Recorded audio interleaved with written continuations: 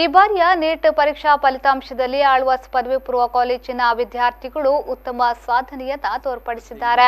ಕಾಲೇಜಿನ 8 ವಿದ್ಯಾರ್ಥಿಗಳು 650 ಅಂಕಗಳಿಗಿಂತ ಅಧಿಕ, 37 ಮಂದಿ 600 ಅಂಕಗಳಿಗಿಂತ ಅಧಿಕ, 500ರಿಂದ 600 ಅಂಕಗಳ ಒಳಗಡೆ 139 ಮಂದಿ, 400ರಿಂದ 500 ಅಂಕಗಳ ಒಳಗಡೆ 203 ಮಂದಿ ವಿದ್ಯಾರ್ಥಿಗಳು, 300ರಿಂದ 400 ಅಂಕಗಳ ಒಳಗಡೆ 535 ವಿದ್ಯಾರ್ಥಿಗಳು ಅಂಕ ಗಳಿಸಿದ್ದು ಒಟ್ಟು 914 ವಿದ್ಯಾರ್ಥಿಗಳು ಅತ್ಯುತ್ತಮ ಸಾಧನೆಯನ್ನ ದಾಖಲಿಸಿದ್ದಾರೆ ಎಂದು ಆಳ್ವಾಸ್ ಶಿಕ್ಷಣ ಪ್ರತಿಷ್ಠಾನದ ಅಧ್ಯಕ್ಷ ಡಾಕ್ಟರ್ ಮೋಹನ್ ಆಳ್ವಾ ತಿಳಿಸಿದ್ದಾರೆ.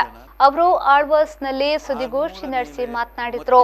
ಆಳ್ವಾಸ್ನ ಒಂದೇ ಕಾಲೇಜಿನಿಂದ 350ಕ್ಕೂ ಅಧಿಕ ಮಂದಿ ಸರ್ಕಾರಿ ವೈದ್ಯಕೀಯ ಸೀಟ್ಗೆ ಅರ್ಹತೆ ಪಡೆಯುತ್ತಿರುವುದು ವಿಶೇಷ.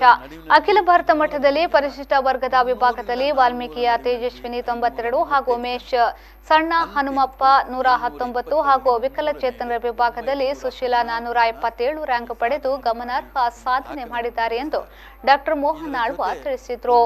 25 ವರ್ಷದ ಇತಿಹಾಸದಲ್ಲಿ ಈ ವರ್ಷದ ನಮ್ಮ ಫಲಿತಾಂಶ, ನೀಟಿನ ಫಲಿತಾಂಶ ಇದು ಅತ್ಯುತ್ತಮವಾದಂಥ ದಾಖಲೆಯನ್ನು ಪಡೆದಂಥ ಒಂದು ಫಲಿತಾಂಶ.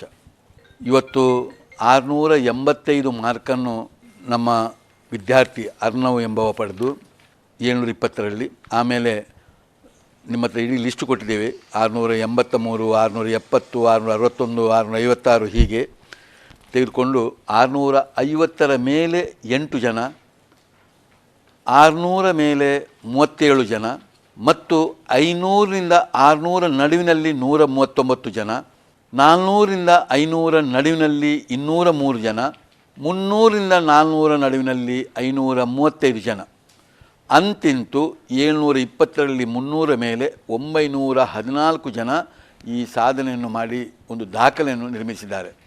ಇದರ ಜೊತೆ ಒಂದು 8 ವಿದ್ಯಾರ್ಥಿಗಳು ಅದು ಬೇರೆ ಬೇರೆ ಮೀಸಲಾತಿಯಲ್ಲಿರುವಂಥ, ಉದಾಹರಣೆಗೆ ಈಗ ವಾಲ್ಮೀಕಿ ತೇಜಸ್ವಿನಿ ಎಂಬವಳು, ಅವಳಿಗೆ ಆಲ್ ಇಂಡಿಯಾದಲ್ಲಿ ST ಕೋಟಾದಲ್ಲಿ 92ನೇ ರ್ಯಾಂಕು.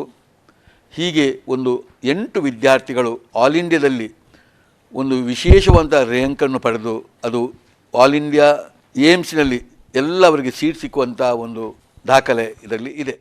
ಈ ಸಂದರ್ಭ ಸುದ್ದಿಗೋಷ್ಠಿಯಲ್ಲಿ ಆಳ್ವಾಸ್ ಪದವಿ ಪೂರ್ವ ಕಾಲೇಜಿನ ಪ್ರಾಂಶುಪಾಲ ಪ್ರೊಫೆಸರ್ ರಮೇಶ್ ಶೆಟ್ಟಿ, ವಿಭಾಗವಾರು ಡೀನ್ ಹಾಗೂ ನೇಟು ತರಬೇತಿ ಬಳಗದವರು ಉಪಸ್ಥಿತರಿದ್ದರು.